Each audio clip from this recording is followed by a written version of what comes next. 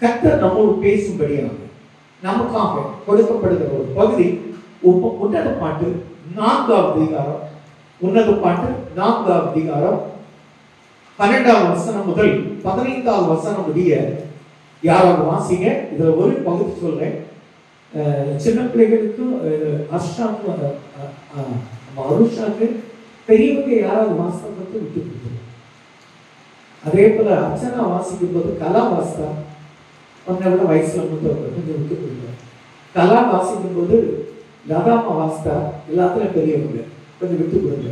Okay, இதை நான் மனசுல வச்சிருக்கேன். ஆனா எனக்கு வாசிக்கிறதுக்கு இது வேணும். நம்ம பெரியவங்க கனம் பண்ணணும். இதை மைண்ட்ல வச்சுக்கிடுவோம். வாசிங்க, வாசிங்க, அதை வாசிக்க இருக்கா அர்ஷா உடனே வாசிக்கணும்.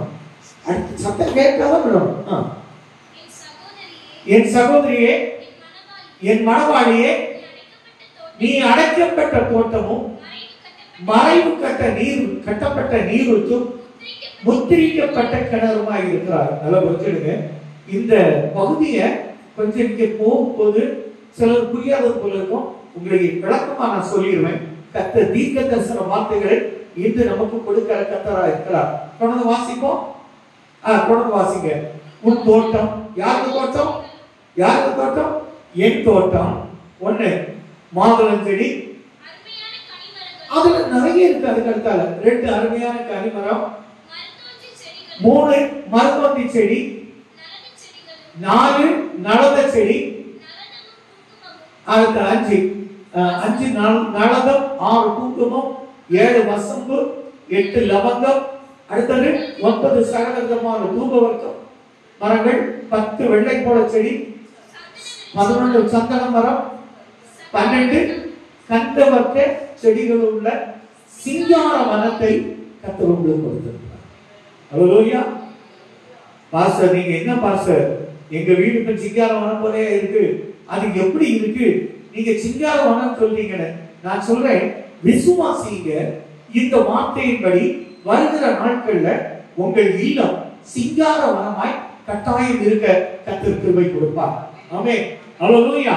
இதுல எல்லா பகுதியும் எனக்கு நமக்கு தியானம் பண்ணுவதற்கு ஒரு சமயம் வாய்க்குமா தெரியல. ஆனா அடைக்கப்பட்ட தோட்டம் இருக்கு, அந்த அதோடு சேர்ந்து மறைவு கட்டப்பட்ட நீரூற்று இருக்கு, முத்திரிக்கப்பட்ட கிணறு இருக்கு. இதுல அந்த 12ஆம் வசனம், இதுல 3 பாட்டு இருக்கு. இந்த 3 பாட்டோடு சேர்ந்ததுதான் மீதி பகுதிகள். அதனால இந்த காரியத்தை நினைத்துக் கொள்வோம். ஒன்று, முதல்ல இந்த உன்னத பாட்டுனா என்ன? உன்னத பாட்டுனா என்ன?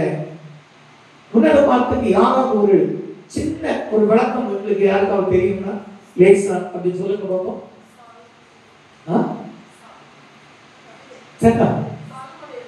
சாலமோன் எழுதினது. சரியா? ஒண்ணு. கவிதை வடிவில், அதாவது என் மனைவி எனக்கு காதல் கடிதம் எழுதுறாங்க.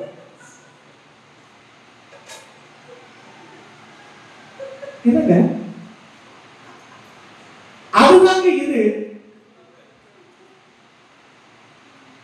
இது சொன்னா இதுதான் நிறைய பேர் வாசிக்க விட மாட்டாங்க.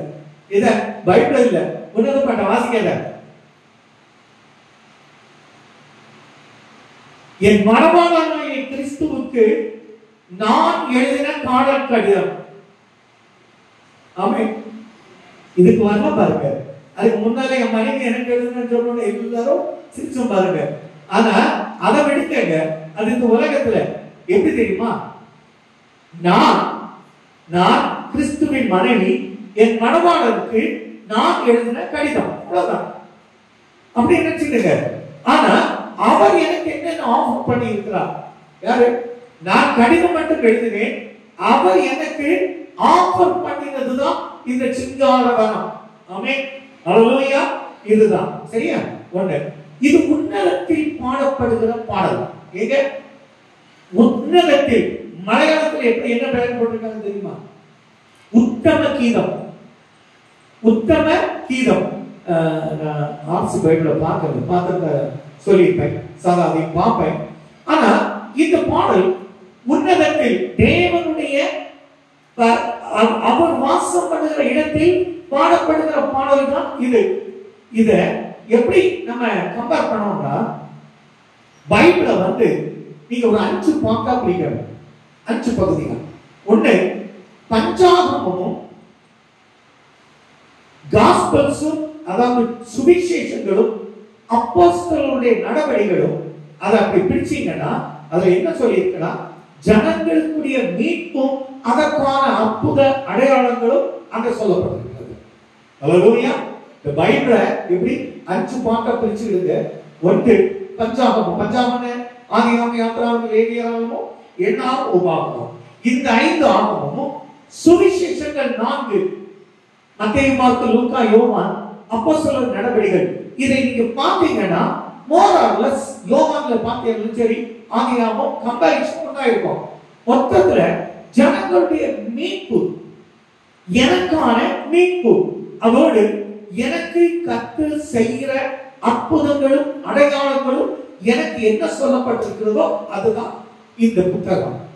அதனுடைய 2வது பகுதி சரித்திர புத்தகங்கள். சரித்திரம்னா லகுவாய் புரிந்து கொள்ள முடியும். நியாயாதிபதிகள் இருந்து எஸ்தர் வரை, நியாயாதிபதிகள் இருந்து எஸ்தர் வரை. அதுக்கு அடுத்த பகுதி பாத்தீங்கன்னா சங்கீத புத்தகங்களும், அதோடு சேர்ந்து சங்கீத, நீதிமொழிகள், யோபெல்லாம், அதுவும் கடிதங்களும். கடிதங்கள்னா எல்லாரும் ஊக்குவிக்கிற பாடம். நம்ம எல்லாம் வாசித்தா நமக்கு சங்கீதத்தை வாசித்தீங்கனாலே நம்முடைய சோதனைகள் அங்க சொல்லப்பட்டிருக்கும், அது நமக்கு ஒரு பூஸ்ட் கொடுக்கும். இதுதான் இந்த வேத பகுதி. இதுல 5வது பகுதி ரொம்ப எக்ஸலண்டா சொல்லப்பட்டது, உன்னதப்பாட்டும் வெளிப்படுத்தலும். பைபிள்ல 5வது பகுதி எது? உன்னதப்பாட்டு வெளிப்படுத்தல். சரி, இதே பகுதி வேத புத்தகத்தை ஆசரிப்பு கூடாரத்துக்கு ஒப்பிட்டு சொல்ல முடியுமான்னு சொன்னா முடியும். ஒரு ஆசரிப்பு கூடாரமும் இந்த வேத புத்தகமும் ஒண்ணுதான். இத பாத்தீங்கன்னா ஆதியாகமம் முதல் சங்கீதம் வரை, மத்தேயு முதல் கடிதங்கள் வரை பிரகாரம் நீங்களும் உட்கார்ந்த பகுதி. நல்லா புரிஞ்சுக்கங்க. இதை ஏன் அப்படின்னா, இதை புரிஞ்சாதான் அந்த பகுதிக்கு போகும்போது நாங்க சொல்றது உங்களுக்கு தெளிவா இருக்கும். முதல்ல வேத புத்தகத்தை நம்ம படிப்போம். வேத புத்தகம் எத்தனை பகுதிகளாக பிரிக்கப்பட்டு நம்ம கொடுக்கப்பட்டிருக்கிறது. 2 ஆலயத்தை ஒப்பிட்டு இந்த வேத புத்தகம் எழுதப்பட்டிருக்கிறது. அடுத்த பகுதி பெரிய தீர்க்கதரிசிகள், சிறிய தீர்க்கதரிசிகளும். இதெல்லாம் பாத்தீங்கன்னா கொஞ்சம் புரிந்து கொள்ள, அது பரிசுத்த ஸ்தலம். புரிந்து கொள்ள நம்ம 1க்கு 4 முறை வாசிக்கணும். யாருடைய உதவி தேவைன்னா ஆசாரியனுடைய உதவி நமக்கு தேவை. அங்க பாத்தீங்கன்னா எரேமியால பாத்தீங்கன்னா நல்லா சொல்லியிருப்பார், நிறைய ஃப்ரேஸ் சொல்லியிருப்பார். ஒரு பழைய துணியை, ஒரு பானை எடுத்து அதுல துணியை தண்ணிக்குள்ள வச்சிருப்பாங்க.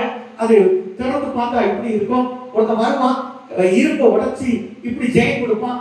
சோ இது பாத்தீங்கன்னா தீர்க்கதரிசிகள், பெரிய தீர்க்கதரிசிகள் எசேக்கியா, எரேமியா, எசேக்கியேல், தானியேல் முதல் 17 சின்ன தீர்க்கதரிசிகளும் இந்த பகுதிக்குள்ள இருக்கு. கொஞ்சம் கூட மகா பரிசுத்தத்துக்குள்ள போனீங்கன்னா உன்னால பாட்டு வெளிப்படுத்தலாம். அது யாருன்னா கர்த்தர் தன் சபையோடு, மணவாட்டியோடு. மணவாட்டினா இத சொன்னார்ல, அந்த வசனத்தை போடுமா, மணவாடியே எவ்வளவு அழகா சொல்லிருக்க பாருங்க. மணவாடியே அதுல என்ன சொல்லிருக்க பாருங்க, என் சகோதரியே, என் மணவாளியே, நீ அடைக்கப்பட்ட தோட்டமும் மறைவு கட்டப்பட்ட நீரூற்றும் முத்திரிக்கப்பட்ட கிணறுமாய் இருக்கிறார். இத நீங்க பல வெர்ஷன்ஸ் என்ன சொல்லி இருக்குன்னு பாத்தீங்கன்னா ரொம்ப டிஃபரெண்டா சொல்லியிருக்கோம். அது பைபிள் உங்க மொபைல்ல அனுப்பியிருந்தேன், அது பார்க்கலாம். முடிஞ்சுன்னா அதை எடுத்து போடுங்க. அதை சொல்லியிருக்கு பாருங்க. தமிழ் ஈஸி ரீடிங் பைபிள் என்ன சொல்லியிருக்கு, என் அன்பே, என் அன்பே. நம்ம இதை யாருக்கு சொல்லுவோம்? நம்ம புருஷனுக்கு சொல்லுவோம் இல்ல. இங்க சொல்லப்பட்டதுதான், என் அன்பே, என் மணமகளே. அவர் யார்? ஆண்டவர் சொல்லுகிறார், உங்களை என்னை பார்த்து, என்னை உங்களை. அவருடைய சமூகத்துல நம்ம போகும்போது ஆணும் பெண்ணும் ஒண்ணுதான். அவருடைய சமூகத்துல என் மணமகளே, நீ சுத்தமானவள், நீ பூட்டப்பட்ட தோட்டத்தை போன்றும். அதை பெருசாக்க முடியுமா? பெருசாக்க முடியுமா? பூட்டப்பட்ட தோட்டத்தை போன்றவும், பூட்டி வைக்கப்பட்ட குளத்தை போன்றவும், அடைக்கப்பட்ட நீரூற்றை போன்றவும் இருக்கிறார். எப்படி எவ்வளவு அழகா சொல்லி பாருங்க. அத பாருங்க. அப்படியே அதை வாங்க. தமிழ் ஈஸி அதான். தேவன் இதுல இதுக்கு முந்தின பகுதிமா என்னோட இருக்கு. அதுதான் உன்னத பாட்டு 4 இருக்கு. 3 அனுப்பியிருக்கேன். அதான் அந்த உணவு பாட்டை மட்டும் எடுத்து பாருங்க. இதை பார்த்தீங்கன்னா உங்களுக்கு புரியும். அடைக்கப்பட்ட தோட்டத்துக்கு இங்க என்ன சொல்லலாம்? பூட்டப்பட்ட தோட்டம். ஒரு தோட்டத்தை எதுக்காக நீங்க அடைக்கிறீர்கள்? எதுக்காக நம்ம தோட்டத்தை அடைப்போம்? பாதுகாப்பு. கர்த்தர் உன்னை பாதுகாக்கிறார். ஆமென். ஹல்லேலூயா. குள்ளநரியும் சிறுநரியும் பிடிக்கணும் இதெல்லாம் சொல்லியிருப்பார். சில குள்ளநரிகளும் சிறுநரிகளும் வந்து உங்க நம்ம சபையை நம்ம வீட்டை நாஸ்தி பண்ணி போடாதபடிக்கு எவ்வளவு அழகா சொல்ல பாருங்க. எவ்வளவு கீழே வா அப்படி கீழே வா இல்ல நீ அதுல பாரு தமிழ் ஈஸி பைபிள் ரீடிங் அதான் அது போட்டு என் அன்பே எவ்வளவு அழகா சொல்ல பாருங்க. என் அன்பே எவ்வளவு டிஃபரெண்டா சொல்லி இருக்கிறார். என் மணமகளே நீ சுத்தமானவள். முதல் சர்டிபிகேட். உலகத்தான் என்ன வேணாலும் சொல்லட்டு. உலகத்துல இருக்கிற மனிதன் உன்னை தூற்றட்டும், தூற்றட்டும், ஏளனம் பண்ணட்டும், நீ எனக்கு சுத்தமானவள். அடுத்து சொல்றார், நீ கூட்டப்பட்ட தோட்டத்தை போன்று. உன் தோட்டம், உன்னுடைய தோட்டம் என்ன? நம்முடைய கார்டனிங். அது பூட்டி வைக்கப்பட்ட தோட்டமும் பூட்டி வைக்கப்பட்ட குளத்தை போன்றும் அடைக்கப்பட்ட நீரூற்றை போன்றும் இருக்கிறது. இதை விட ஒரு அருமையான ஒரு பகுதி ஒன்றுமே இல்லை. அடைக்கப்பட்ட தோட்டம். நல்லா புரிஞ்சுடுங்க. நான் மீண்டும் சொல்றேன். உங்கள் தோட்டம் அடைக்கப்பட்டது. அதுல 12 விதமான செடிகள் அதுக்குள்ள கொடுக்கப்பட்டிருக்கிறது. எல்லாமே மனம் வீசுகிறது. இன்னைக்கு ஏலக்காய் விலை அப்படி யோசிச்சு பாருங்க. அவ்வளவு நறுமணமும் உடைய ஒரு சிங்கார வனத்தை உங்களுக்கு கொடுத்திருக்கிறார். ஹல்லேலூயா, ஹல்லேலூயா. இந்த அடைக்கப்பட்ட சூழ்நிலையில் யார் இருக்கிறீர்களோ உங்களை பார்த்துதான் கர்த்தர் இந்த வார்த்தையை சொல்ல வைக்கிறார். ஆமென். அடைக்கப்பட்ட ஒரு சூழல். நம்ம அந்த பக்கம் நகர முடியல. ஆண்டவர் உங்களுடைய இல்லத்தை அவ்வளவு அழகாக பூட்டி வைத்திருக்கிறார். உங்களுடைய கிணறுக்கு பல நீரூற்றுகள் பூமியின் அடியில் மேற்பரப்பில் வந்து பாயும். பூமியின் அடியில் மேற்பரப்பில் பல ஊற்றுக்கண்கள் வந்து பாயும். அந்த நீரூற்று உள்ள பாய்வதால் சுத்தமானதா இருக்கும். அதுக்கு எந்த ஃபில்டர் வச்சு நம்ம வீட்டுல நிறைய ஃபில்டர்ஸ் வச்சிருப்போம். ஆனா அந்த கிணற்று சுத்தமான கிணற்று தண்ணீர்ல வர சுத்தம் எங்கேயும் கிடைக்காது. ஹல்லேலூயா. அடுத்தது என்ன சொல்றார்? மறைவு கட்டப்பட்ட நீரூற்று. இந்த நீரூற்றும் கிணறும் உங்களுடைய வருமானம். இதுவரை உங்க வருமானங்கள் சிதறப்பட்டு இருக்கலாம், சிதைக்கப்பட்டு இருக்கலாம். பல மனிதர்கள் உங்கள் வருமானத்தை எடுத்துக்கொண்டு போகிறவர்களாக இருந்திருக்கலாம். ஆண்டவர் என்று சொல்கிறார், உன்னுடைய வருமானம் சீல் பண்ணப்பட்டது. அது ஷீல்டு ஒன். அது யாருக்கும் நான் கொடுக்க மாட்டேன், யாருக்கும் கொடுக்க மாட்டேன். நீரூற்று புதிய வருமானங்கள் உங்களுக்கு வந்து சேரும் என்று முன்னலப்பாட்டின் மூலமாக நான் உங்களுக்கு கட்டளை கொடுக்கிறேன். கரங்களை தட்டி கட்டப்படுத்துவோம். இதை விசுவாசிங்க. வருகிற நாட்களில் புதிய வருமானங்கள் எந்த வழியில உங்களை சந்திக்கும் தெரியாது. எந்த வழியிலாவது புதிய வருமானம் உங்களை தேடி வரும். ஆமென். மாற்றம் இல்லை. இப்போ அடைக்கப்பட்ட அந்த தோட்டத்தை பற்றி கொஞ்சம் பார்த்தீங்கன்னா ஏசாயா எழுதின புத்தகம் 27ஆம் அதிகாரத்தை பாருங்க. ஏசாயா 27ஆம் அதிகாரம். ஏசாயா எழுதின புத்தகம் 27ஆம் அதிகாரம் 5ஆம் வசனம் வாசிங்க.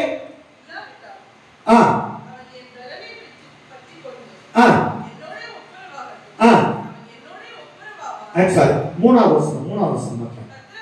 கர்த்தராகிய நான் அதை காப்பாற்றி. எதனால 2ஆம் வசனத்துல ஒரு பகுதி இருக்கு. ஆண்டவர் நம்ம ஒவ்வொரு தோட்டத்தையும் திராட்சை தோட்டமாய் மாற்றி இருக்கிறார். 2ஆம் வசனத்துல ஏசம் போடுமா பாரு.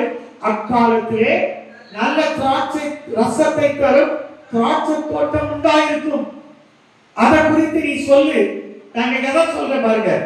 அடுத்த 3ஆம் வசனம் வாசிங்க. கர்த்தராகிய நான் உன்னை காப்பாற்றி, உங்க தோட்டத்தை காப்பாற்றி, உங்க குடும்பத்தை காப்பாற்றி, அடிக்கடி எப்ப எல்லாம் தண்ணி வேணுமோ அப்பெல்லாம் தண்ணீர் கொண்டு அவர் கொடுத்து தண்ணீர் பாய்ச்சி, ஒரு வட்டிக்காரனும் சரி நம்ம ஏமாத்திருப்போம்ல, நம்ம ஒருத்தர் இடிச்ச வாங்கி நினைச்சோம்னா ஏமாத்தினா இனி அவன் உள்ள வராம இருக்கிறதுக்காக சேதப்படுத்தாதபடிக்கு டே அண்ட் நைட், எப்படி இரவும் பகலும் உங்களை பாதுகாத்து, உங்கள் வருமானத்தை பாதுகாத்து, உங்கள் சுகத்தை பாதுகாத்து, உங்க பிள்ளைகளை பாதுகாத்து, உங்கள் தேவைகளை பாதுகாத்து.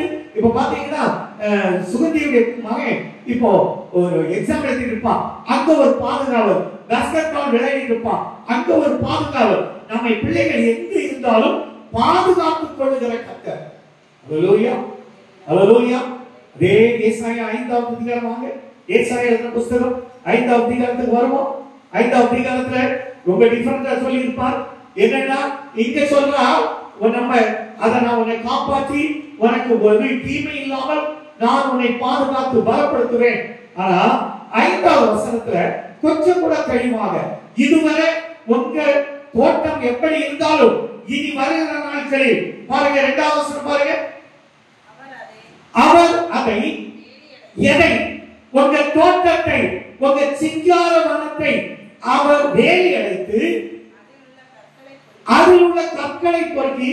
நீங்க மலை பக்கத்துல போனீங்கன்னா அங்க இருக்க தோட்டத்துல பாத்தீங்கன்னா ஒரு 6 மாசத்துக்கு ஒருக்கா என்ன செய்வாங்க, கல் எல்லாம் எடுத்துட்டு இருப்பாங்க. எப்படி மேல உள்ள தண்ணி கீழே கொண்டு வந்த கல், இதே போல கற்களை பொறுக்கி அதிலே நற்குல திராட்சை செடிகளை நட்டு அதன் நடுவில் ஒரு கோபுரத்தை கட்டி அதில் ஒரு ஆலை உண்டு பண்ணி.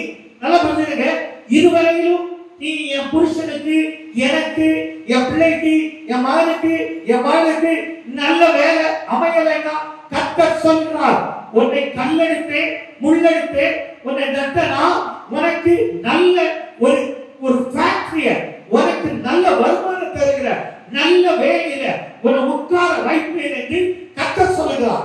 கர்த்தருடைய கரங்களை தட்டி கர்த்தருக்கு விசுவாசிங்க.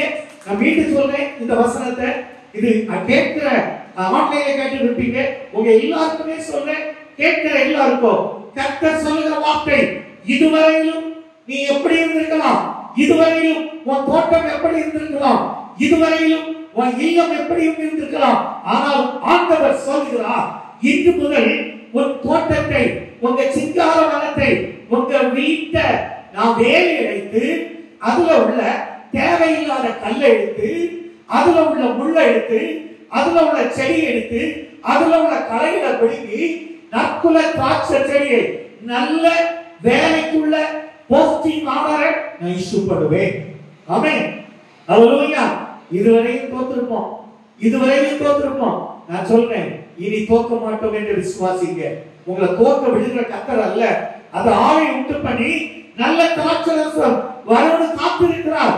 இதுவரையிலும் கசப்பானதை நீ கொடுத்திருக்கலாம், சதித்திருக்கலாம், கசப்பான வாழ்வை நாம் அனுபவித்திருக்கலாம். இன்று கர்த்தர் சொல்கிறார், அதை நான் மாற்றி சிங்கார வனத்தை உனக்கு செய்ய போகிறேன். கரங்களை தட்டி கர்த்தப்படுத்துவோம். ஹல்லேலூயா. சரி, அடைக்கப்பட்ட தோட்டத்துல என்ன பாதுகாப்பு நமக்கு தேவைப்படுகிறது அப்படின்னு சொன்னா வாசிங்க. ஆதியாகமம் 3ஆம் அதிகாரம் 24ஆவது வசனம் பாருங்க.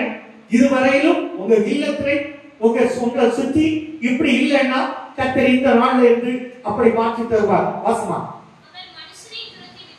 அவர் மனுஷனை துரத்திவிட்டு ஜீவ விருட்சத்துக்கு போகும் வழியை காவல் செய்ய ஏதேன் தோட்டத்துக்கு கிழக்கே கேருபீன்களையும் வீசிக்கொண்டிருக்கிற சுடரொளி பட்டயத்தையும் வைத்தார். நல்லா புரிஞ்சுடுங்க, ஆதாமை உருவாக்கின கர்த்தர், ஏவாளை உருவாக்கின கர்த்தர், அவர்களுக்காக கொடுக்கப்பட்ட நல்ல சிங்கார தோட்டம், அதை காவல் புரிய எப்படி வைத்திருக்கார் பாத்தீங்களா?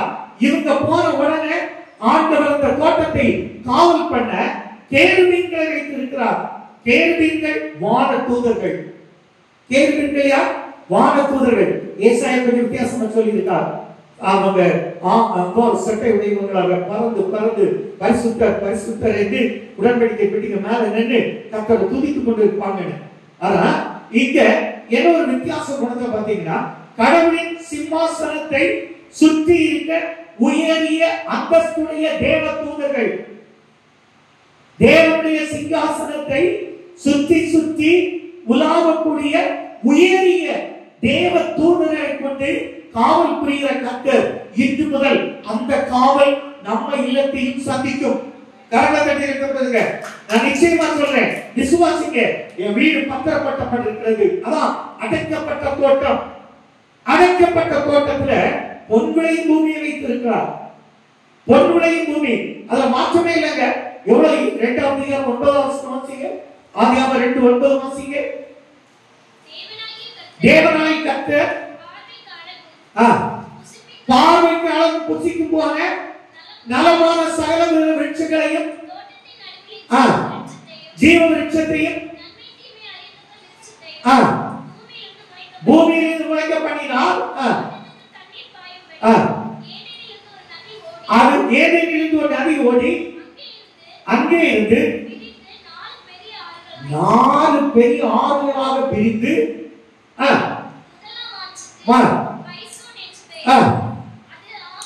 அது ஆவிலா தேசம் முழுவதும் சுற்றி ஓடும். அவ்விடத்திலே பொன் விளையும். நல்லா புரிஞ்சுடுங்க. ஏதேன் தோட்டத்திலிருந்து புறப்படுகிற தண்ணீர் நமக்கு இப்பதானே சிசிடிவி கேமரா. இப்போ அங்கேயும் சிசிடிவி ரவுண்டட் இல்ல, சுழல்கள் பட்டை என்பது சுழலும், சுழந்து கொண்டே இருக்கும். ஒரு வித்தியாசமா சொல்றார். சுழலும் பட்டையும் ஆதாம் ஏவாளை இழந்து விட்டார்கள். அவங்களுக்கு அது பதிலாக சுழந்து கொண்டே இருக்கும் பட்டயம். அப்போ சிசிடிவி கேமரால பட்டயம் பொருத்தப்பட்டிருக்கிறது. எந்த மனுஷன் உள்ள வந்தாலும் அது அங்கே எடுத்து அதே வேலை செய்யும்.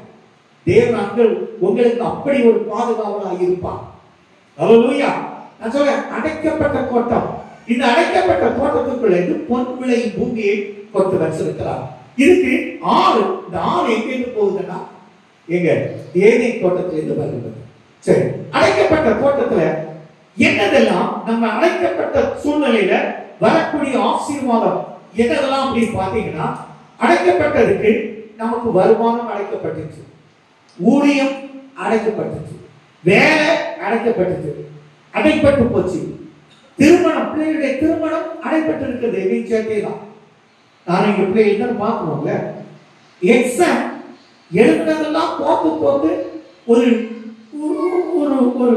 ஒரு லிமிட்டுக்குள்ள வந்துட்டு நினைச்ச மார்க்கு கிடைக்கல. ஆனா இந்த தடவை 21 நாள் உபவாசத்துல நான் கிட்டத்தட்ட 80% ஜெயித்திருக்கிறேன். எனக்கு 20% தான் ஜெயிக்கணும். எனக்கு ஒரு பட்டியல் போட்டேன். நான் யார் யாருக்கெல்லாம் நம்ம சபை விசுவாசிகளுக்கு அதை ஜெயித்தேனோ அத்தனை கர்த்தர் வாய்க்க பண்ணியிருக்கிறார். நான் சொன்னேன், 4 பிள்ளைகள் வெளிநாட்டு வேலைக்காக அவங்க எடுக்கிற பிரயாசங்களை கர்த்தர் வாய்க்க பண்ணியிருக்கிறார். பிஃபோர் டிசம்பர் தான் சொன்னேன். 3 பேர் இன்னும், இந்த 2 பேர் கர்த்தர் வெளியே நாட்டு கொண்டு போயாச்சு. என்ன ஒருத்தர் கர்த்தர் சுத்தமா இந்த மாசம் அவங்களும் பயணம் பண்ணுவாங்க.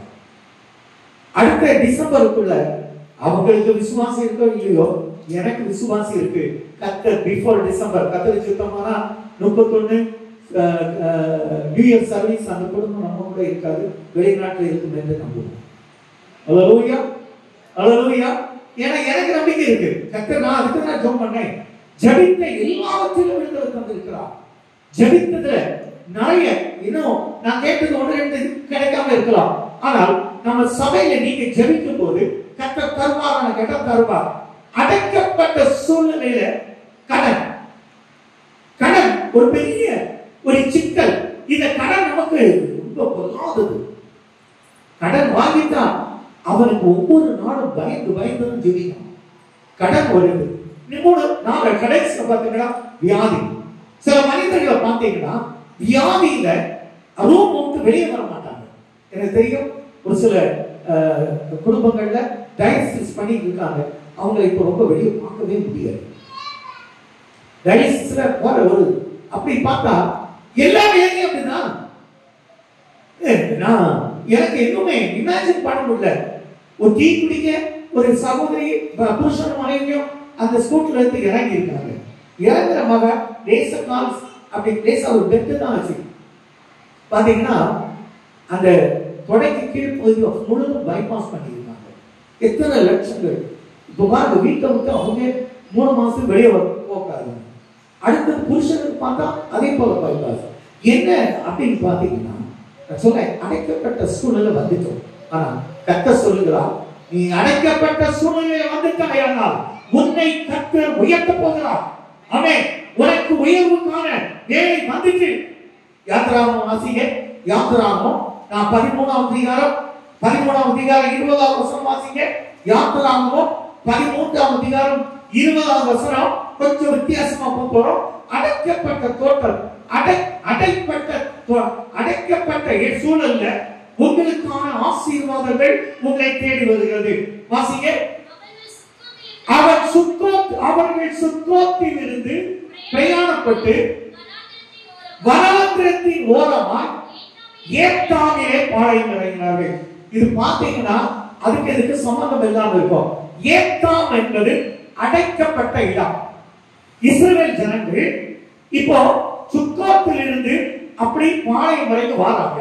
பாளையம் வரைக்கும் வரும்போது அந்த ஏத்தாம் பரந்த இடம். சீனாய் மலையின் ஒரு பிரிவு. சீனாய் மலையில ஒரு பிரிவு.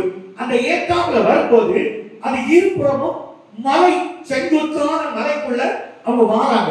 இப்ப பாத்தீங்கன்னா நமக்கு தெரிந்தது, ஆனா நீங்க தெரியாத பல பகுதிகள் இப்ப சொல்ல போறேன். அதான் முக்கியமானது. முன்னுக்கு செங்கடல், பின்னால பார்வதி சேனை அடைப்பட்டது. எத்தனை லட்சம்? கிட்டத்தட்ட 30 லட்சம் அடைக்கப்பட்டிருக்காங்க. அடைக்கப்பட்ட சூழ்நிலையில கொஞ்சம் லாக் பண்ணியாச்சு. இப்ப பாருங்க, நமக்கு எல்லாருக்கும் தெரியும் மேக ஸ்தம்பம், அக்னி ஸ்தம்பம். ஸ்தம்பம் என்ன தூணுதான் நினைப்போம். இல்ல, ஸ்தம்பம் இல்ல. மேக ஸ்தம்பத்துக்கு ஒரு வசனத்தை வாசிங்க. சங்கீதங்களின் புஸ்தகம் 105வது சங்கீதம் 39வது வசனம் வாசிங்க. சங்கீதம் 105:39 வாசிங்க. அந்த செழிப்பான தேசத்துக்கு கொண்டு போறதுக்கு முன்னால அடைக்கப்பட்ட சூழலில் உங்களை தேடி வருகிற ஆசீர்வாதம் பாருங்க. அவர் மேகத்தை மறைவுக்காக விரித்து, எப்படி 30 லட்சம் ஜனங்களுக்கு மேல ஒரு போர்வையை விரித்தது போல விரித்து, அடுத்தவன் கண்ணு இவங்க மேல விழாதபடி அப்படி ப்ரொடெக்ட் பண்ணி இரவுல வெளிச்சமாக்குறதுக்காக அக்கினியை கொடுத்தான். ஆமென். ஹல்லேலூயா. நம்ம எல்லாம் நினைச்சோம் இவ்வளவு நாள் மேகம் வழிகாட்டுச்சு. இன்னைக்கு என்ன சொல்லுகிறார் கர்த்தர்? நானும் அப்படிதான் நிறைய இடத்துல முதல்ல மெசேஜ் கொடுத்துருக்கேன், ஆனா இப்ப அப்படி கொடுக்க மாட்டேன். ஏன்னா இப்ப நமக்கு அது தெரியும். மேக ஸ்தம்பத்தை விட உங்கள் குடும்பத்தை விடுவாங்க, அங்க விடுவாங்க. 30 லட்சத்தை விட்டுருவோம். இன்னைக்கு நம்ம குடும்பம், உங்க குடும்பத்தை கர்த்தர் பாதுகாக்க பகல்ல அவர் மேகத்தை உங்க குடும்பத்தை சுற்றி மறைத்து வைத்து இருக்கிறார். கரகத்தடிக்கிறோம். நிச்சயமா சொல்றேன், இந்த சத்தியம் உங்களுடைய காதுல போதிக்கும் போது இந்த நேரத்திலிருந்து உங்க பிள்ளைகள் எந்த இடத்துல இருந்தாலும் சரி, என் மகன் சென்னையில் இருக்கா, என் மகன் சென்னையில் இருக்கு, எங்க இருந்தாலும் எனக்காக என் குடும்பத்துக்காக தேவன் உலகத்தை அப்படி விரித்திருக்கிறார். ஹல்லேலூயா. என்னோட மகன் சவுதியில் இருக்கான், அங்கேயும் விரிச்சிருக்கிறார். மற்ற இல்ல, இரவுல வெளிச்சம். இதுதாங்க 30 லட்சம் ஜனங்களை அவர் எப்படி கொண்டு வந்திருக்கார் தெரியுமா? சில சமயங்கள்ல நம்ம யூடியூப்ல பார்ப்போம், இந்த சில வாக்கு என்ன செய்யும், சில பிச்சு வாக்குகளை முதுகுல வச்சிருக்கோம். சிலர் பார்த்தா அது மழை வந்துட்டுனா அப்படியே உள்ள கொண்டு வந்து கோழி, சில கோழிகள் என்ன செய்யும், மழை நனையாம அப்படி வேற ரெட்டை வெடிச்சு பாதுகாக்கிறது போல தேவன் மேகத்தை மறைவுக்காக விரித்து உங்களை என்னையும் அப்படி அடைக்கப்பட்ட சூழ்நிலையில அழகாக பாதுகாத்து வருகிறார். ஹல்லேலூயா. இப்போ செங்கடல்ல வந்தாச்சு. செங்கடல்ல வந்தாச்சு. பாருங்க 14ஆம் அதிகாரம் 14ஆம் வசனம் வாசிங்க. 14ஆம் அதிகாரம் யாத்திராகமம் 14:16.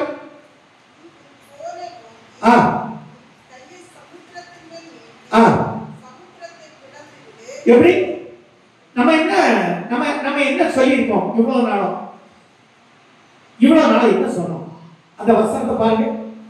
ஒரு கோலை வாங்கி ஒரு கையை சமுத்திரத்தை நீட்டி சமுத்திரத்தை பிளந்து விடு. அப்பொழுது இஸ்ரவேல் புத்திரர் சமுத்திரத்தின் நடுவாக வெட்டாந்தரையில் நடந்து போவார்கள். எப்படி? வெட்டாந்தரையில் இல்லையா? அங்க ரெண்டாய் பிளந்து சொல்லி இருக்கு. பிளந்து விடு, பிளந்து விடு. இன்னொரு வசனத்தை வாசிப்போம். 21ஆம் வசனம் வாசிங்க. 21ஆம் வசனம் வாசிங்க.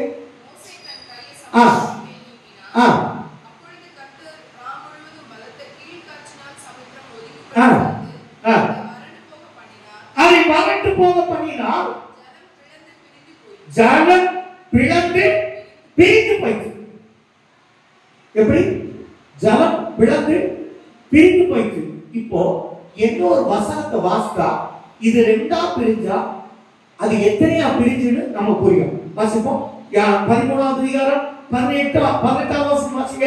17 18 உங்களுக்காக கர்த்தர் இப்படி செய்ய வல்லார். அதனாலதான் சொன்னேன், நம்ம பிள்ளைகள் எந்த நாட்டில் இருந்தாலும், எந்த தேசத்துல இருந்தாலும், சென்னை பட்டணத்துல இருந்தாலும், உலகத்துல எந்த கொடுமுடியில இருந்தாலும், உங்க பிள்ளைகளை பாதுகாக்க, எனக்காக, நமக்காக, நம்முடைய புருஷன்மார், உங்க புருஷன்மார, உங்க பிள்ளைகளை பாதுகாக்க கர்த்தர் மேகத்தை திரையாய் மறைத்து இருக்கிறார்.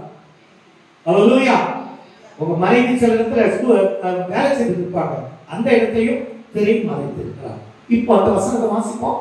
பார்வோன் ஜனங்களை போக விட்ட பின் ஜனங்கள் யுத்தத்தை கண்டால் மரமடிந்து, நானும் சொல்றேன், சும்மா கணரை பார்த்தா மரமடி விட்டுருவோம், சும்மா தோல்வியை பார்த்தா என்னடா உலகம் அங்க எல்லாம் வேண்டாம் இங்க பார்த்துருவோம் அப்படி தோணும். மரமடிந்து எகிப்தை திரும்பிவார்கள், அவங்க 10 அடிமைத்தனத்துக்கு திரும்பி விடுவார்கள் என்று சொல்லி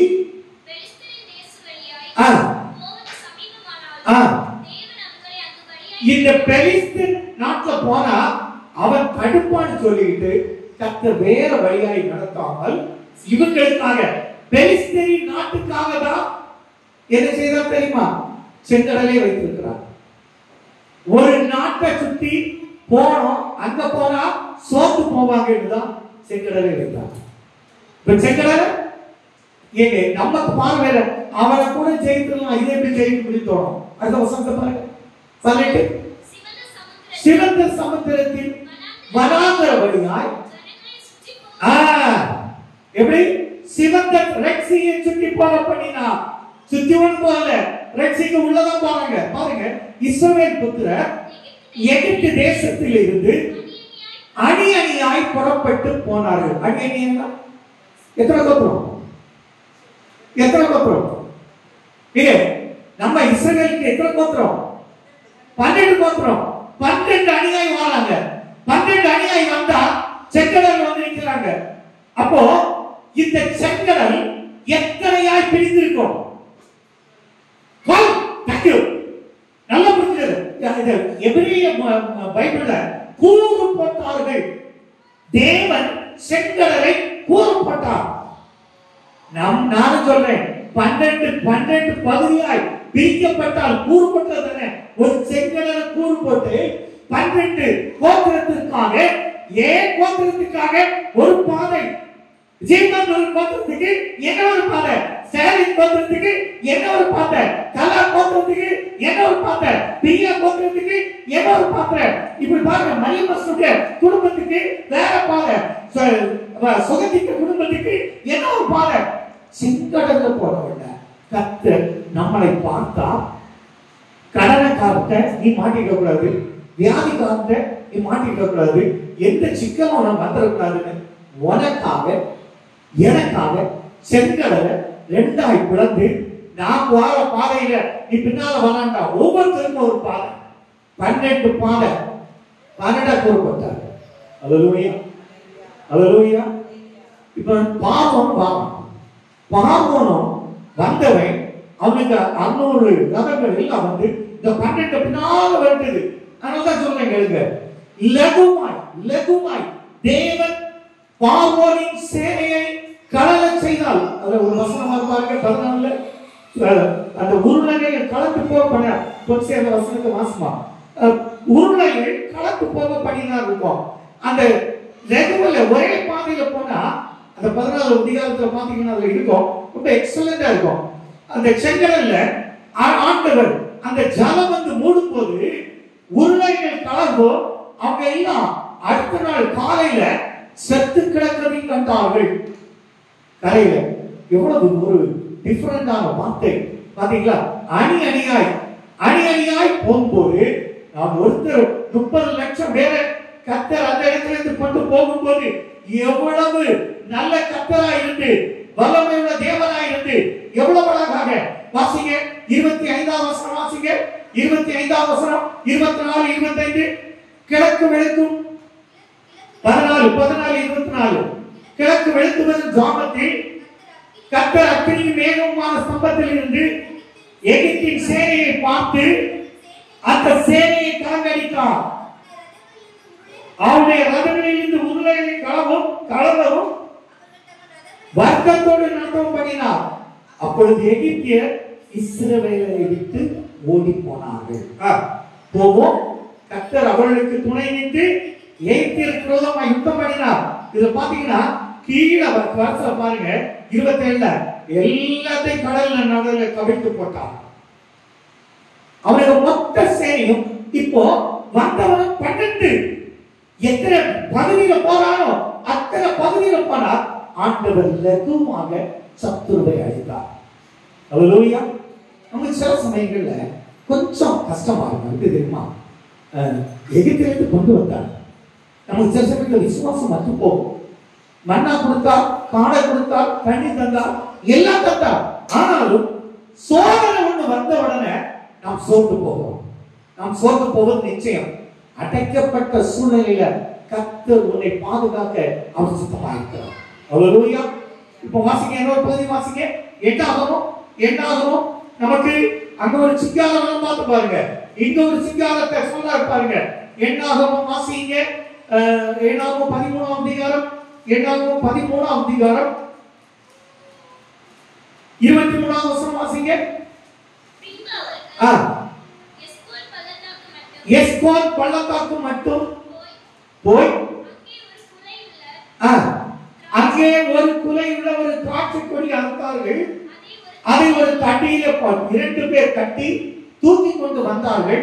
மாதுளை பழங்களிலும் அத்தி பழங்களிலும் சிலவற்றை கொண்டு வந்தார்கள். இதான நம்ம பார்த்தோம். இந்த 13ஆம் அதிகாரத்துல இது அந்த ஆண்டவர் கானானின் செழிப்பை சொல்லுகிறார். இந்த கானானின் செழிப்பை பார்த்தவங்களுக்கு முதல்ல அத 19ஆம் வசனம் வாசிங்க. அதே 19 பாருங்க. இந்த அந்த மோசே சொல்ற நீங்க போய் 12 பேரும் பார்த்துருவாங்க. 12 பேரும் அனுப்புறாங்க. கானான் தேசத்தை செழிப்பை பார்க்கிறோம். இவரு என்ன தெரியுமா? ரொம்ப சந்தோஷமா கர்த்தர் நமக்கு கொடுக்கிற தேசம் போய் பார்த்துட்டு வாங்கடா, இப்படிப்பட்ட தேசம் போய் பார்த்துட்டு வாங்க, மகிழ்ச்சியாய் அனுப்புறார். அவன் போறவன் எப்படி இருக்கான் பாருங்க.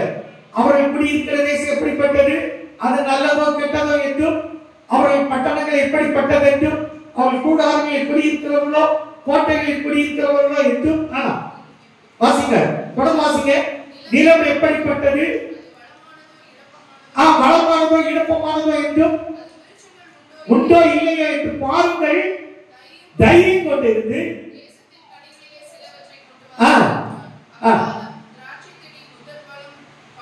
அவங்க அந்த முதல் காலத்துல 2 பேர் சேர்ந்து ஒரு திராட்சை செடியில அறுத்த கொலையை தூக்கிடுவாங்க.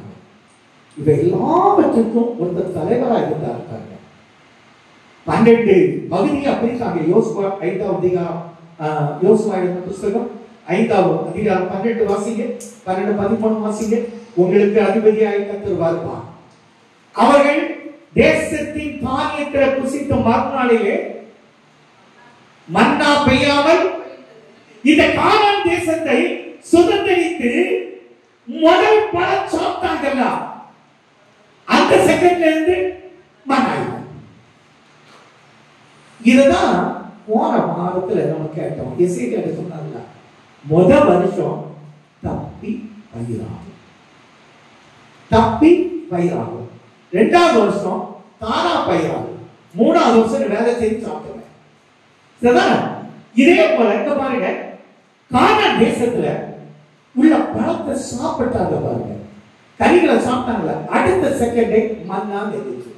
அது முதல் இஸ்ரவேல் புத்தருக்கு மன்னா இல்லாம போயிட்டு அவர்கள் கானான் தேசத்து பலனை அந்த வருஷத்தில் தானே நான் சொல்றேன், இந்த வருஷத்திலே உங்களுடைய உழைப்பிற்கான பலனை நீங்க அனுபவிக்க போறீங்க. ஆமென். இதுவரை இல்லாம இருக்கும், இதுவரை உனக்கு வாய்ப்பே இல்லாம இருந்திருக்கும். நான் சொல்றேன், இதுவரை கஷ்டத்தை சந்தித்திருப்பார், இதுவரை நஷ்டத்தை சந்தித்திருப்பார். இன்று உன்னை கானானுக்குள் கொண்டு வந்துட்டார். இது ஒரு கானான். இந்த கானானுக்குள் கொண்டு வந்த கர்த்தர் சொல்கிறார், இது முதல் இந்த வருஷத்திலே நீங்க உழைக்கிற உழைப்புல, உங்களுக்கு வார வருமானத்துல, உங்க பிள்ளைகளுக்கு கிடைக்கிற வேலையில, அந்த உன்னத ஸ்தானத்துல உள்ள கனியை புசிக்கும்படி கர்த்தர் கிருபை கொடுப்பார். கரங்களை தட்டி கர்த்தர். இது மக்கள் 13ஆம் வசனம் வாசிங்க. 13 14 நான் அப்பொழுது அதற்கவர் அல்ல, 13 போட 13 அதற்கவர் பின்பு யோசுவா எரிகோவின் வெளியிலிருந்து தன் கண்களை எடுத்து பார்க்கும்போது இதோ ஒருவர் அவருக்கு எதிராக நின்றார். நல்லா புரிஞ்சுடுங்க. இப்ப நான் சொல்றேன், உங்க கண்ணுக்கு தெரியாதுங்க, உங்க கூட பாதுகாக்க உங்க கூட ஒருவர் வருவார். ஆமென். உங்க கண்ணுக்கு தெரியாது, நிச்சயமா சொல்றேன். உங்க பிள்ளைகளை சொல்லுங்க, நீ போடா மகனே, அவன் வெளிநாட்டில் இருந்தாலும் சொல்லுங்க, நீ போ, உனக்காக ஒருத்தர் வருவார். பாருங்க, கண்களை எடுத்து பார்க்கும்போது இதோ ஒருவர் அவருக்கு எதிரே நின்றார். அவர் உருகிற பட்டயம் அவர் கையில் இருந்தது. யோசுவா அவரிடத்தில் போய், நீர் எங்களை சேர்ந்தவரோ, சத்துருக்களை எரிகோ கோட்டைக்குள்ள இருக்கிறவனோ என்று கேட்டார். அதற்கவர் அல்ல, நான் கர்த்தருடைய சேனையின் அதிபதியாய் இப்பொழுது உனக்காக வந்தேன் என்றார். இப்ப சொல்லுங்க, எரி உங்க வீட்டுக்காரங்க தோல்வியை சந்திப்பாங்களா? சந்திப்பாங்களா? உங்க பிள்ளைகள் தோல்வியை சந்திக்குமா? உங்க பிள்ளைகள் வியாதியை சந்திப்பாங்களா? உங்க பிள்ளைகள் கடன் படுவாங்களா? நீ தோல்வியை சந்திப்பாயா? நிச்சயமா இல்ல. ஏன்னா உனக்காக என் தேவன் அதிபதியாய் இப்பொழுது வந்து உன் பக்கத்துல நிற்கிறார். அல்லேலூயா. இந்த காட்சியை பார்த்த யோசுவா அப்படியே சாஸ்தாங்கமாய் விழுந்தாங்க. அதாங்க கர்த்தர் உன்னை அடைக்கப்பட்ட தோட்டத்தில் வைத்திருக்கிறார். சில சமயங்களில் கஷ்டம் இருக்கும், சூழ்நிலை மாறும், கைவிடப்பட்டது போல தோன்றும். ஆனா நான் ஒண்ணு சொல்றேன், கர்த்தர் ஒரு நாள் கைவிட மாட்டார். ஏன்னா உன் குடும்பத்துல அவர் அதிபதியா இருக்கிறார், என் குடும்பத்துல அதிபதியா இருக்கிறார். அதனாலதான் அந்த மணவாளியாகிய சலோமி அவள் தேடி வந்த போது, நீ உன்னத பாட்டை வாசித்து பாத்தீங்க, ரொம்ப டிஸ்ட்ரெக்டா இருக்கும். ஒரு முறை இயேசு தேடி போறார். இந்த சரித்திரம் என்ன ஒரு சரித்திரமாகும். சாலமோன் ஒரு ஃபேஸ் சொல்லுங்க, ஒரு கதை. சாலமோன் ராஜா, அவர் ராஜ வஸ்திரம் தரித்தவராய் காட்டுக்குள்ள வேட்டைக்கு போறார். வேட்டைக்கு போறவர் ஒரு பெண் ஆடு மேய்க்கிற பெண்ணை பார்க்கிறார்.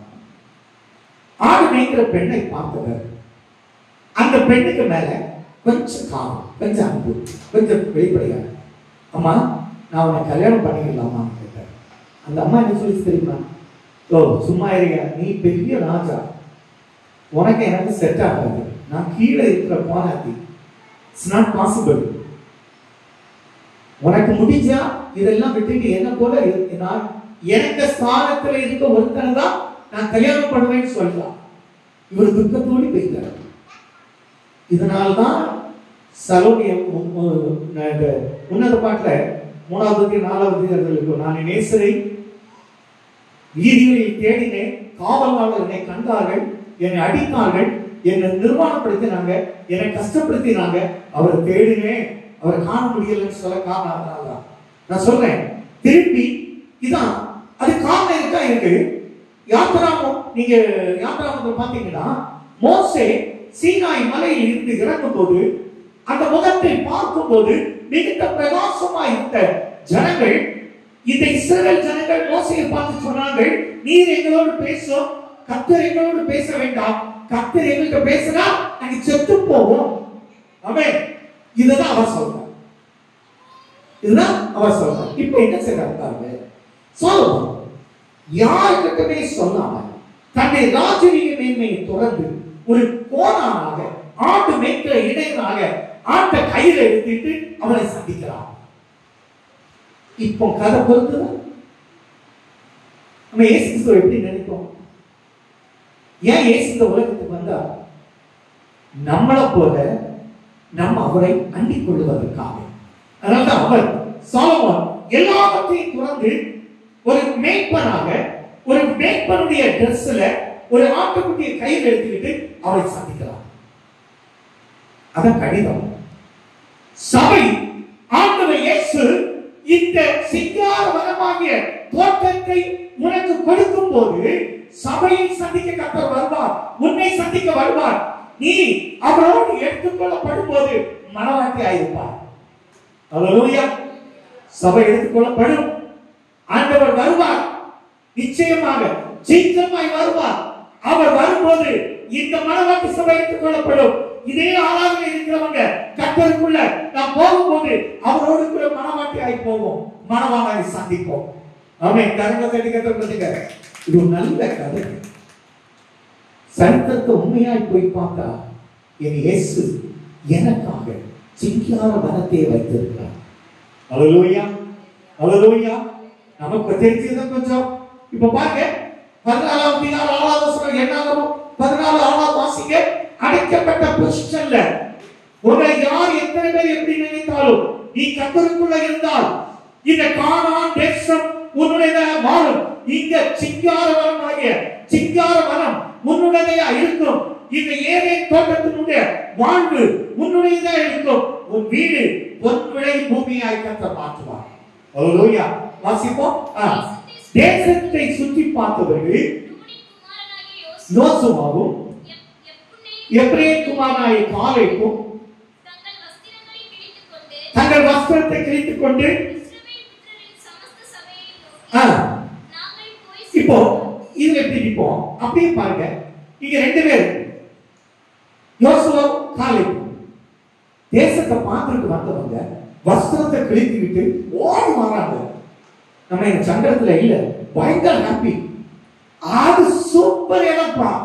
கர்த்தர் கட்டாத வீட்டை வைத்திருக்கிறார், சாலமோன் வீட்டை கைப்பக்கம் வைத்திருக்கிறார், எல்லா வளங்களும் இருக்கிறது. இங்க என்ன ஒரு 10 பேர் என்ன சொல்ல பாருங்க. 13:31 வாசிங்க. 13:31 அவனோட கூட போய் வந்த மனிதரோ நாம் போய் வந்த அந்த ஜனங்களோடு எதிர்க்க நம்மால் கூடாது, அவர் நம்மை பார்க்கிற பலவான்கள். அடுத்தது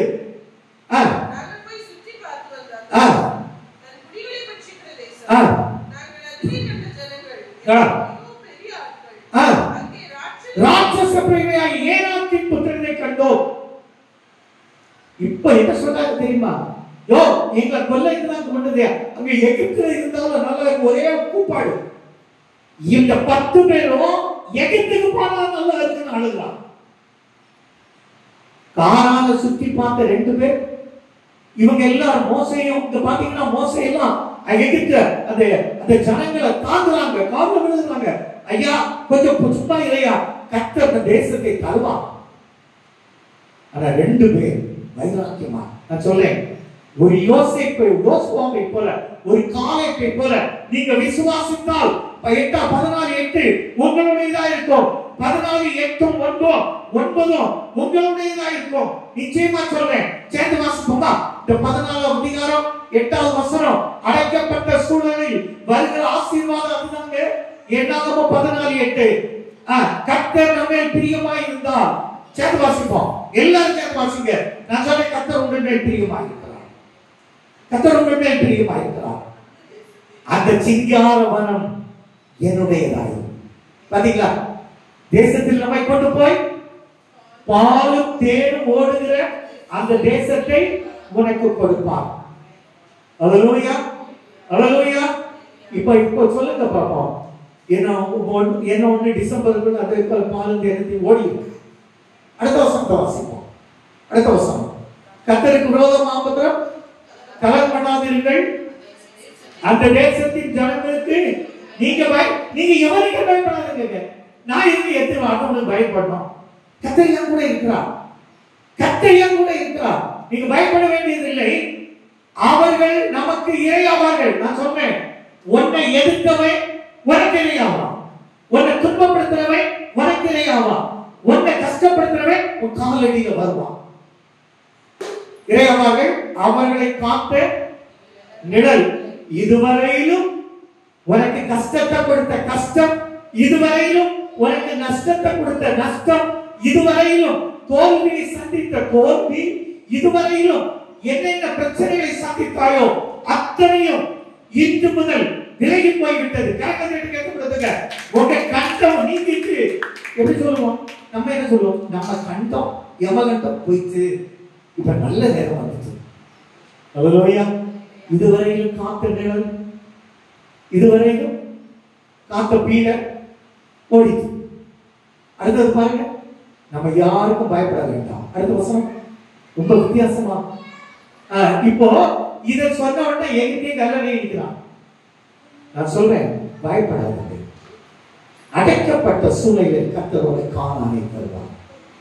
அடைக்கப்பட்ட சூழ்நிலையில் சிங்கார வனத்தை தருவார். அடைக்கப்பட்ட சூழ்நிலையில பொன்விளை பூமியை கொண்டு வருவார்.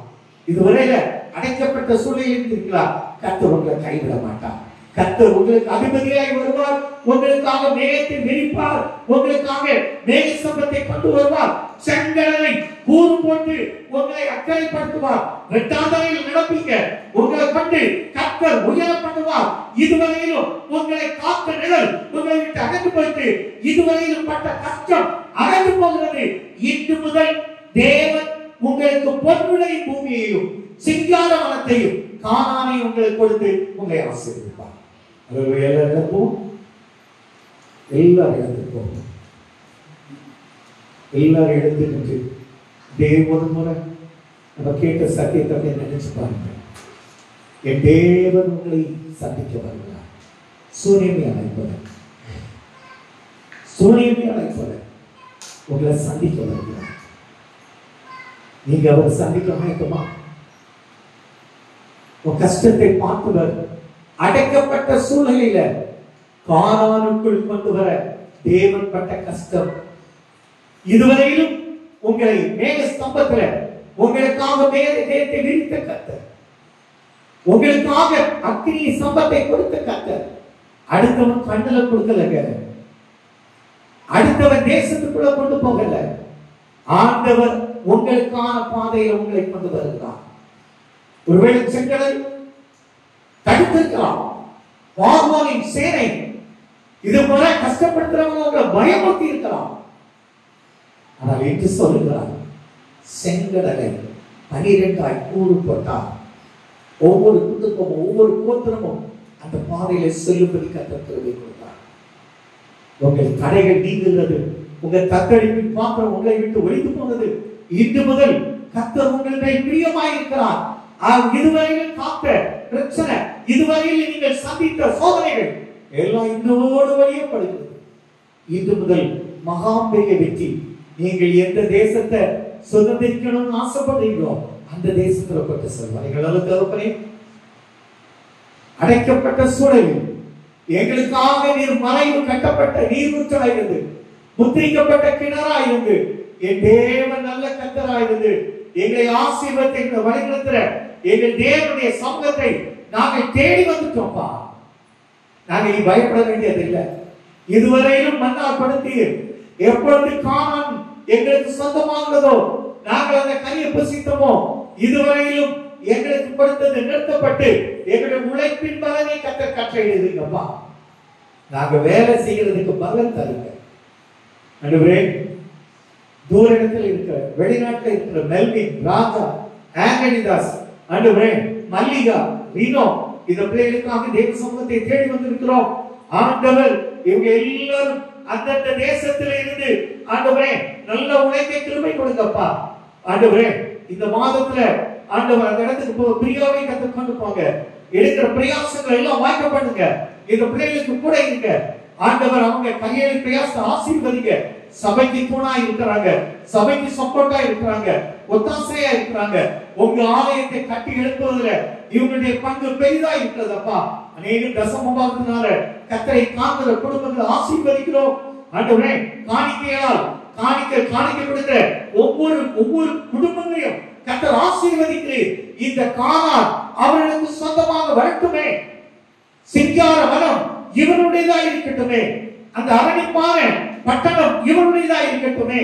சகல உடம்புடைய வீடு இவருடையதா இருக்கட்டும் ஆண்டவரே.